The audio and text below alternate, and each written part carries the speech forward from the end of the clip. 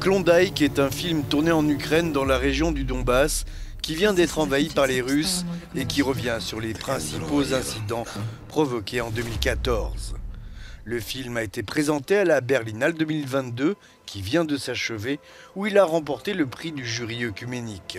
Pour la réalisatrice, la guerre menée par la Russie a commencé il y a longtemps. En fait, la guerre ne vient pas de commencer, elle a commencé il y a 8 ans. Le film raconte ce qu'il s'est passé en 2014. À l'époque, il était vraiment difficile de raconter ce qu'il s'était passé pendant le conflit.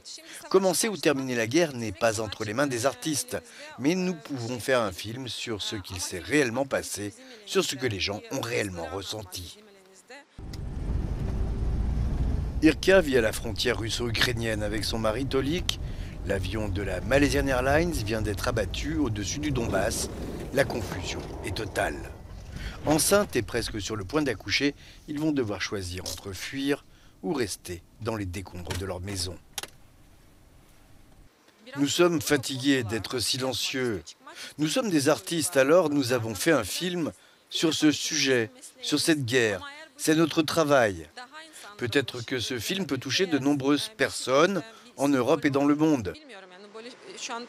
Et si notre film répond à cet objectif et est utile, alors nous pourrons estimer que nous avons de la chance.